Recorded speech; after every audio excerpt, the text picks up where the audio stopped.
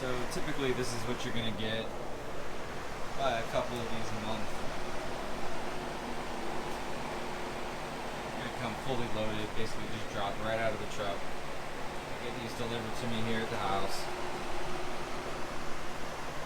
We're going to tear into this thing today, and I'm going to show you what I do, what I keep, what I don't keep. Check it out. First thing we're going to do, cut this seat belt off of here. This is what the guys use to pull them out free.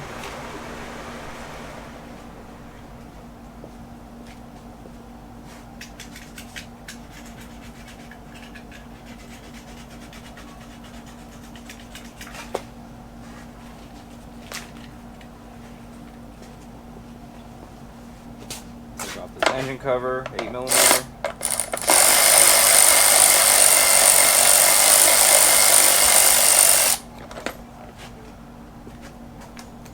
Three 10mm.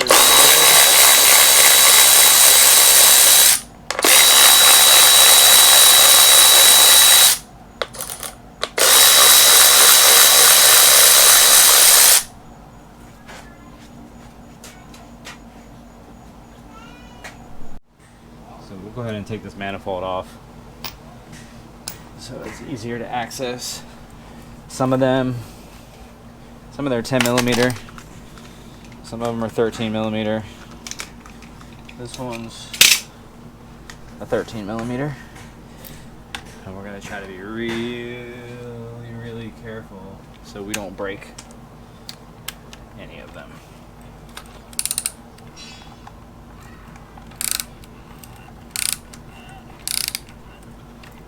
Good.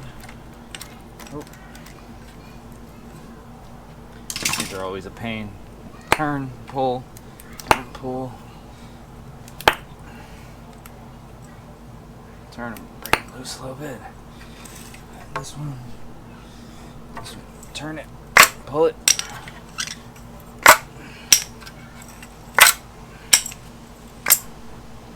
It's actually the easiest that I've ever had them come up.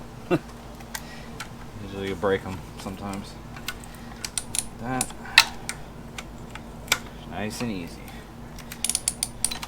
Hold pressure here, keep this nice and straight, no curves. And that one's broke, but not because of me.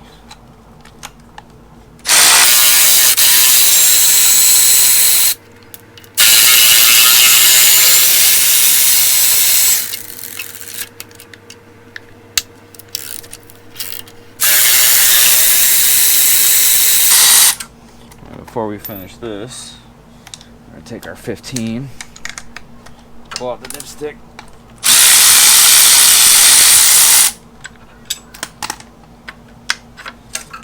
wiggle, pull that out. Well, it's a little dark.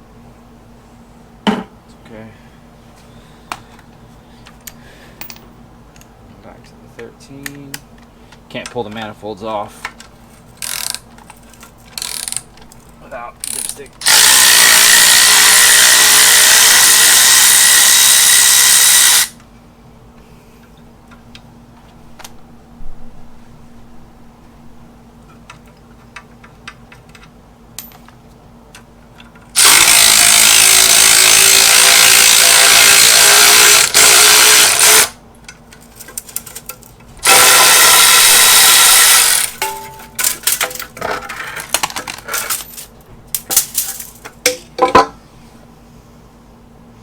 It's interesting. All we gotta do is pull this little tab back. You gotta pull it all the way out. Push this down, wiggle it out. And then the injectors have these little guys. You pull these off with pliers, just straight up, and just get rid of them. Because I'm not gonna go back in. And then I pinch, get a little pressure, and pull it back out. Pull these little tabs out, and I always leave those because I'm going to put them back on. You get a little pressure down, pinch it, pull. This right here, just pull these out. Just wiggle it out.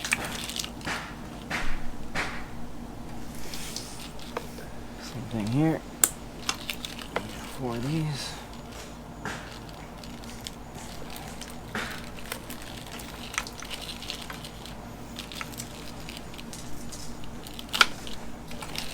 Your 4 injectors, your coil pack harness,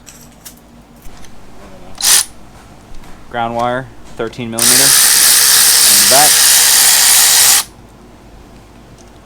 Put your bolt back, not all the way tight. You don't want to tighten them all the way because you might forget something goes there. So you got your map sensor,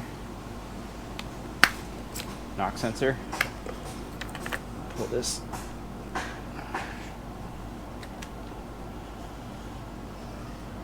Just pry that back just a little bit. Set that back. The bolt's off there. Pull that out. There's also evap. Pull that out. And this was for the alternator. This is an 05 motor, so I think it's an 05 motor. I haven't found out for sure yet. But this is a newer plug, 05, 06. The older ones have like the 4-pin connector. You got your alternator wire, 10 millimeter.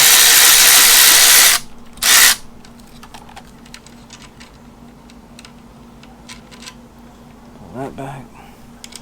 Put that back on there loose. Start working on these other injectors.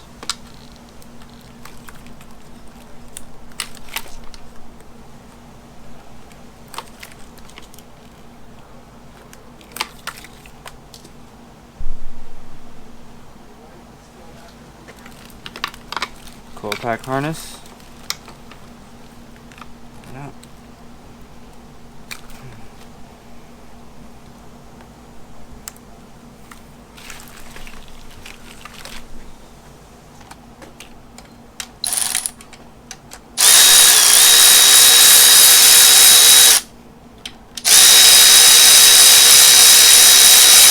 Two 10mm bolts with power block.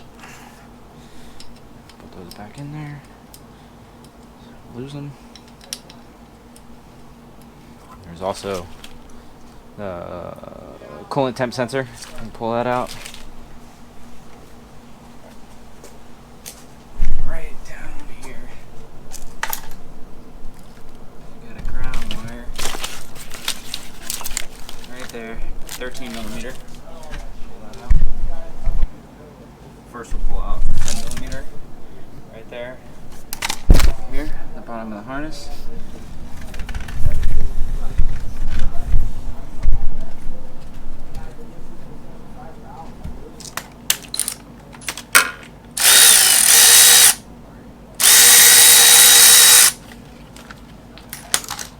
And you're going to pull it straight this way. There's a little tab that holds it in on the other side.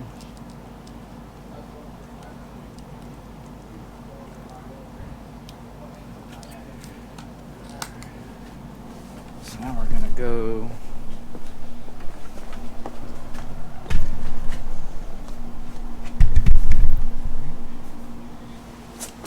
okay. So we're going to pull the starter out. It's going to be 13 mil. 2 volts. Drop the first one. And then we're going to take off the power wire, which is 13mm.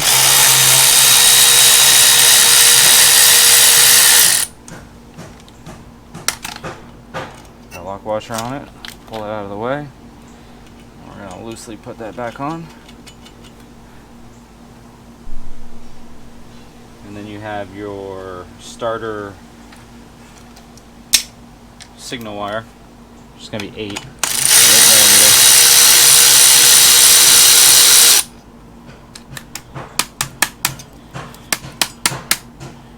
Definitely don't want to lose that one because they're hard to get. Really common on anything else. Right, put that back on.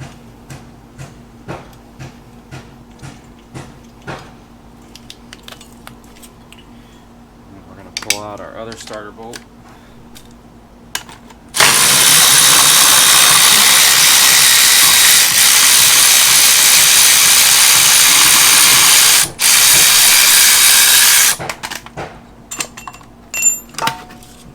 Your starter free. This starter looks really weird. It looks very small. We'll compare them later. I've never seen one like that before. Then we're gonna unplug our crank sensor right there. And we're gonna unplug our oil level, which I always use this. So pick tool. I get it right behind it. I pull up and back. And it comes right out. I'm gonna undo some more harness. 10mm right under here.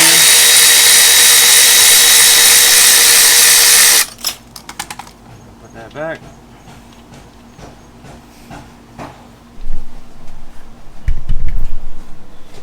And then this was a pressure switch on the AC line, and this is your clutch for the clutch engagement for the compressor.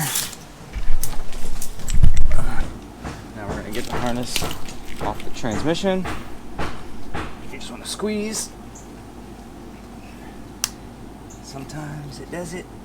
Ah, nice. Squeeze 2 tabs here. Pull right out. This is your vehicle speed sensor. See that. Vehicle speed sensor right here. Just pull the tab, pull straight down.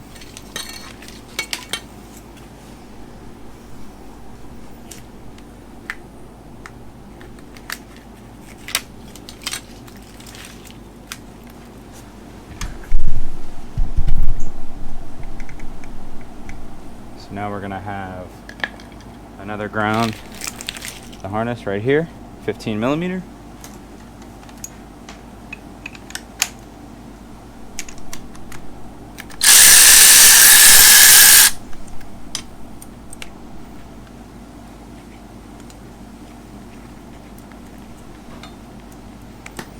You have your cam angle sensor and your oil pressure sensor. Common leak points. Cam sensor has a seal down here, and if that O-ring leaks, then it will seam like a rear main seal. And then this is a common problem too. Always change these out. That crush washer in there goes bad and it starts leaking all over the place. Obviously, we could assume that the highest oil pressure is in that one spot.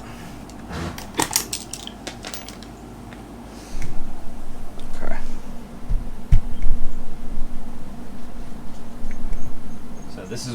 This is a little tricky. So there's 2 things that we can do. There's an O2 sensor.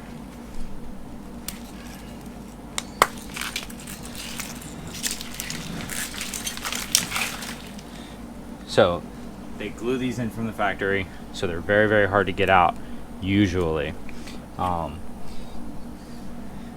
You can sometimes take the whole sensor out by taking this bolt, this 13mm out, and then get a wrench in there and take that one out, and then take this out. I think it's 15, and you take your slicer switch off.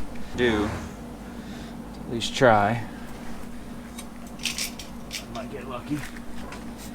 Press down on these, and it came out. Very nice. Other thing you can do is, if there is one that's glued in, maybe these newer ones don't get glued in, but if you have the 2-wire ones, the 2-plug ones, it's definitely going to be glued in. Take a heat gun to it, get that glue nice and hot, and it should pop right out. Now it looks like we have the whole harness. Got that crown. Ground down here is a 13mm.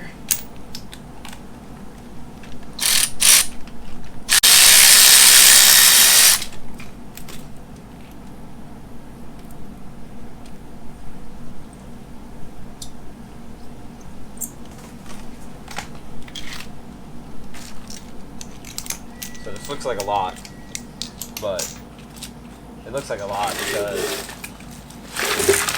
we took out the whole fuse box, PCM, a little bit of the harness that goes to the rear for the tail lights and stuff. We're just gonna set this aside. The next thing we're gonna do is we're gonna pull off the transmission cooler lines. They're cut and we're not gonna use them anyways. So you just wanna get this little plastic thing out here. And then you get another pick tool. And you can see here, you just push it. So you get it up like that. You can get in there and pull it straight down. Try not to lose it. If you're trying to use the same lines, you're gonna need it. Most of the time, you can use like an AN fitting, an adapter that goes in there and do some AN lines to do a custom cooler, especially if you're not swapping into a truck. Doesn't have that stuff. So we're just gonna put them back.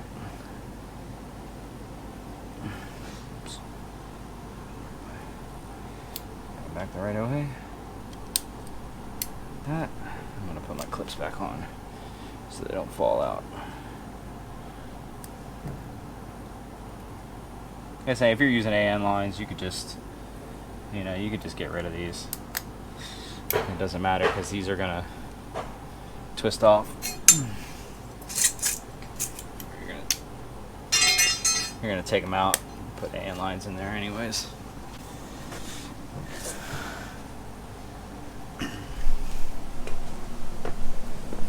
As we're doing this, we're inspecting for damage. Obviously this automatic transmission fill tube is super bent from when they yanked it out of the truck. Alright, next thing we'll do is we're going to take the fuel lines off. You just want to push up like that, pull this out, bucket, won't need that again. I'm going to need one of these. So guys, goes around, get it in there, push on the fuel line, and pull it out. All it does is it goes in there and pushes those tabs down to get it out. And then we got evap.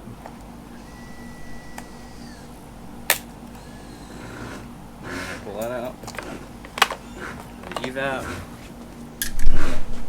Come back here. Disconnect these lines.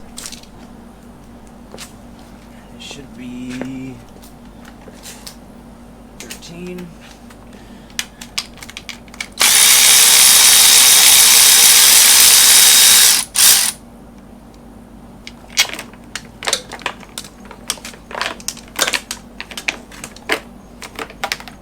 We won't be using that, any of that. Going to the scrap pile.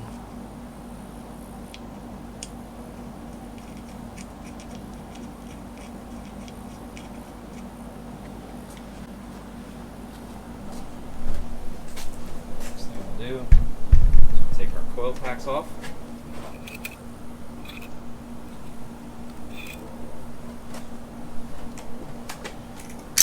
They're going to be all 10mm.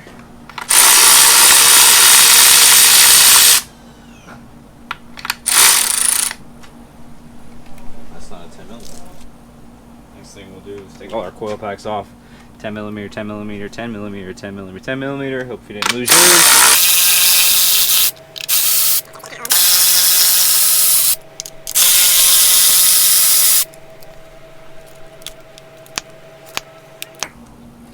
So I'm real careful with my plug wires because you really never know what's going to happen. You could, you'd be like, oh, I'm just going to rip them off because I'm going to get new ones.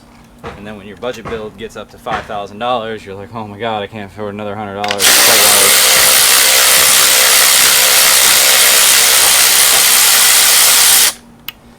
wires. Never know. So 4 10mm bolts. Oh, 5 10mm bolts.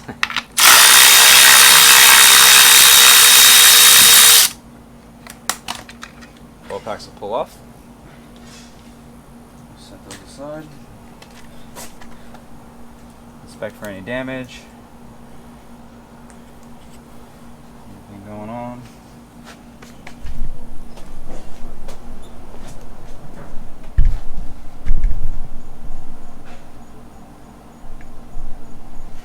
And like me, always, you know, if you weren't able to inspect your engine beforehand, before you bought it, before you pulled it, or whatever the case may be, always turn it over and just make sure it's good. It doesn't necessarily mean it's good, but at least it'll turn over.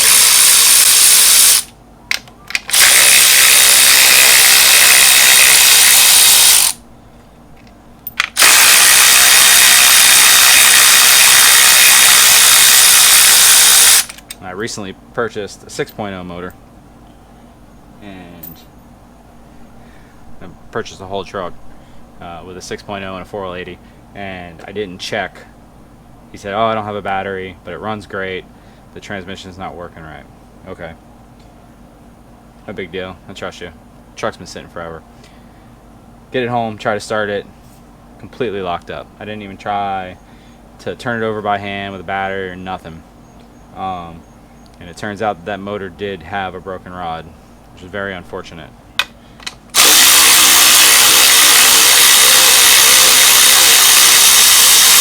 At 1 minute you think you're getting the deal of a lifetime, and the next minute you're like, oh crap, I'm screwed.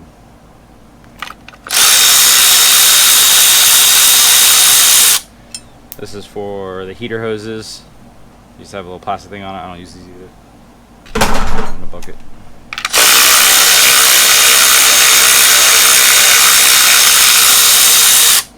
Always check your coil packs for damage too. You know, not loosen the case, not broken off here, no broken wires.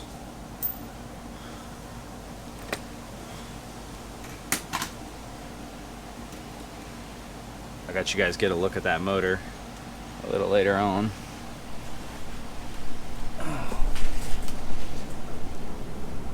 This one should have been running and driving because it came out of a rollover. So we're just going to hope for the best. It does turn over, but I did not compression test it beforehand. It should be okay. I bought about 5 or 6 motors from this guy now, and every one I've gotten has been good, so I think it's worth it.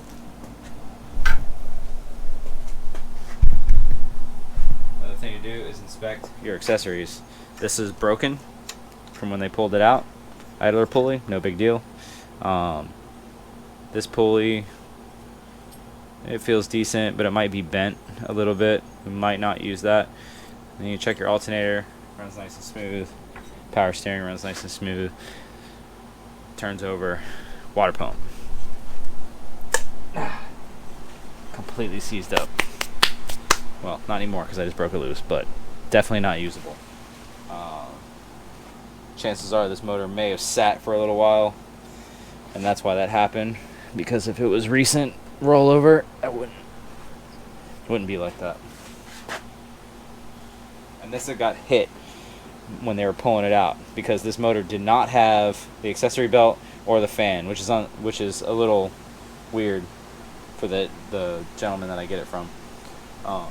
So it might have hit a cross member, bent this a little bit, just enough to where it's a little off. That's okay. Water pumps are cheap. We'll replace it anyways. Sometimes we do, sometimes we don't. Then we're going to go ahead and take off these guys.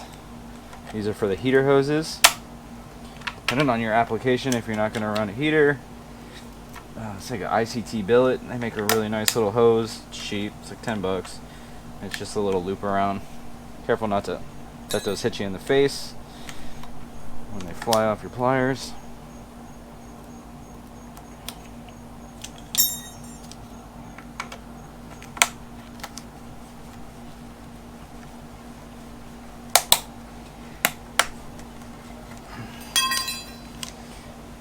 Turn.